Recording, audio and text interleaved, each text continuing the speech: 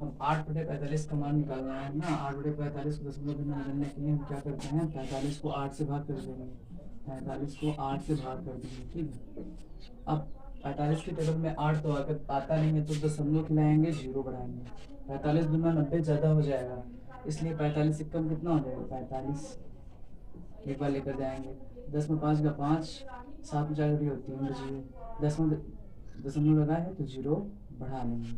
अब कितने बार जाएगा, ये लगभग लगभग जाएगा 7 बार।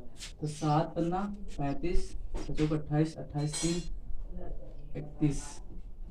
10 में 5 का 5, 4 में घड़ी हो कितना बची 3। फिर देखो दशमलव लगा है, फिर 0 बढ़ाओगे, फिर 7 बार जाएगा, फिर उतना ही आता जाएगा, रिपीटेड होता जाएगा। तो हम इसको क्या लिख सकते हैं, 0.17 के ऊपर बार। ये बार चिन्ह इसलिए लगाते हैं क्योंकि जब कोई संख्या बार बार रिपीट होती है, जैसे देखो यहाँ पे 7 बार बार रिपीट होते जाएगा, 7.177777, तो हम एक बार बार लगा देंगे क्योंकि वही संख्या बार बार रिपीट होगी। अब वैसे ही क्वेश्चन है 1/7, तो 7 को 1 से भाग देंगे, दशमलव खिलाएंगे और 0 बढ़ाएंगे, क्योंकि 7 के बारे में 1 तो आता नहीं, तो दशमलव खिला के 0 बढ़ा लेंगे, ठीक है। तो 7 से कम कितना हो जाएगा, 7। 10 में 7 गया कितना बचेगा, 3। अब 7 के बारे में 3 नहीं है तो दशमलव खिलाया, 0 बढ़ा सकते हैं, 4 बार जाएगा, सच हो के 28। 10 में 8 घटाओगे कितना बचेगा, 2। 2 में 2 गया, कुछ नहीं बचेगा, दशमलव खिलाया, 0 बढ़ा दोगे, 7 दुनिया 14 बचेगा।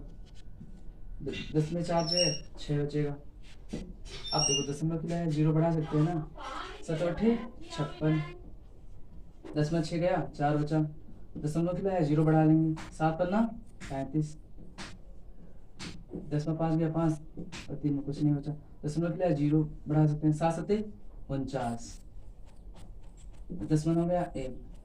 अब ध्यान से देखो, दशमलव खिलाया फिर 0 बढ़ाएंगे यहाँ पे, ठीक है। तो देखो 7 एक कम 7, क्योंकि 7 में 14 ज्यादा हो जाएगा, फिर हम एक बार लेकर जाएंगे, 7 कम 7 होगा, फिर देखेंगे कि यहाँ से संख्या बार बार फिर आएगा 1, देखो 1 आया, एक बार गया, फिर आएगा 4, फिर 2, फिर 8, फिर 5, यही संख्या आगे रिपीट होती जाएगी, यही संख्या आगे क्या होती जाएगी, रिपीट होती जाएगी। इसीलिए हम इसको क्या लिख सकते हैं, 0.142857 के ऊपर क्या बार लगा देंगे। बार इसलिए लगाए क्योंकि 0.142857 के बाद में वही संख्या 142857 बार बार रिपीट होगी। आई बात समझ में।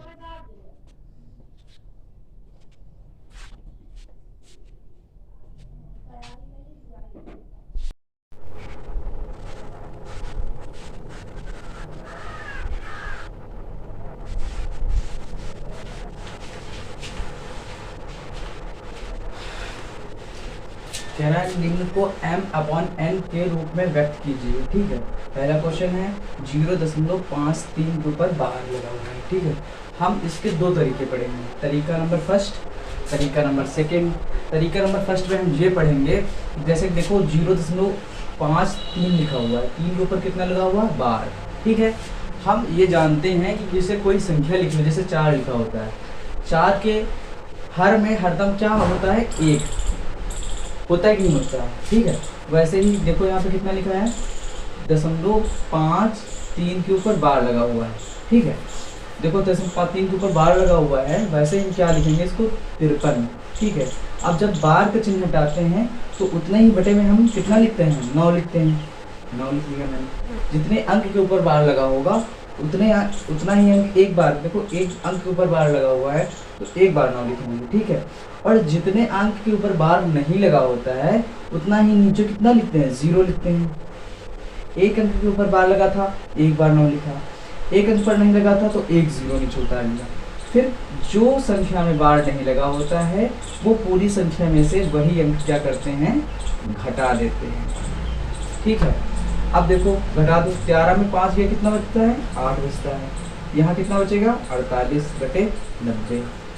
अब इसको 3 से काट सकते हो, 3 एकम 3, 3 18, 3 त्रिके 9, ठीक है।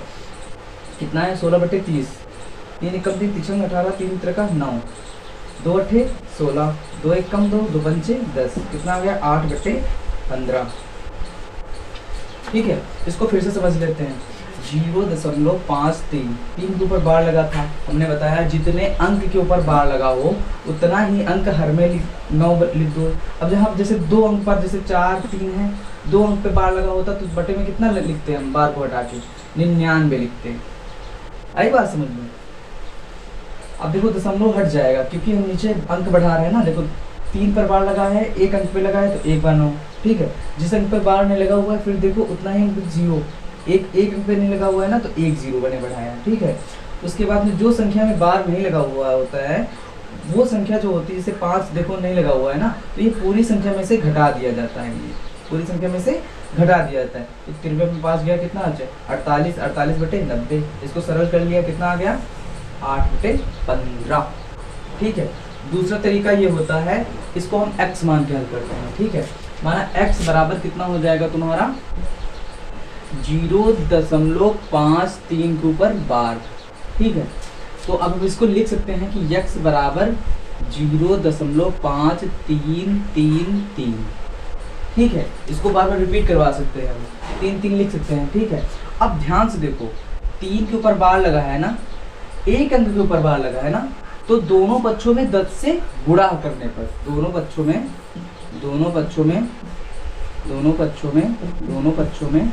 10 से गुणा करने पर, 10 से गुणा करने पर, अब दोनों पक्षों में 10 से गुणा कर दो तो 10 × x, 10x हो जाएगा बराबर 0.5333 गुणा कितना हो जाएगा 10, ठीक। ये बात समझ में आई? अब देखो दशमलव कितने अंक पहले लगा है 1 2 3 4, तो दशमलव घटाएंगे तो नीचे कितने 0 बढ़ा जाएंगे 4, 1 2 3 4, ठीक। अब देखो 0 का, अब ये इसका कोई महत्व ही नहीं है 0 का, ठीक है। 0 से 0 कैंसिल कर लिया तो कितना बचा 10x बराबर, अब 3 0 नीचे है ना हर में, तो ऊपर 3 अंक पहले दशमलव लगा सकते हैं 1 2 3, तो 5.333, ठीक है। ये मैंने मान लिया समीकरण नंबर फर्स्ट है, ठीक है। ये क्या है सेकेंड, ठीक है। अब समीकरण फर्स्ट में समीकरण सेकेंड घटाने पर, समीकरण सेकेंड में फर्स्ट घटाने पर, ठीक है। अब देखो 10x है, ये समीकरण सेकेंड में फर्स्ट घटाएंगे, ठीक है। देखो 10x है, 10x है ना, और फर्स्ट घटा रहे हैं तो देखो -x हो जाएगा, है ना, बराबर कितना है 5.333, है ना। और इसमें क्या था फर्स्ट में -0.533, ये घटा देंगे, ठीक है। अब 10 में 1x गया कितना बचेगा 9x, ठीक है। इसको घटाएंगे, घटा लो यहाँ पे देखो 5.333 है, ठीक है। घटा लो कि 0.533, अच्छा 3 में 3 गया 0, 3 में 3 गया 0, ठीक है। 11 में 5 गया 8, यहाँ कितना बचेगा 4.8, ठीक है। 4.8 बचा यहाँ पे 4.8।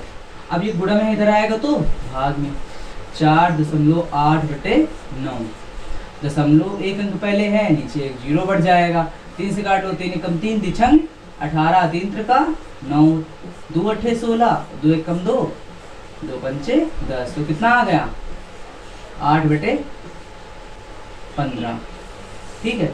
इसको लगाने के 2 तरीके हैं, एक तरीका मैंने ये समझाया, बार का के 9 बढ़ाते हैं, फिर जितनी संख्या पर नहीं लगा होता है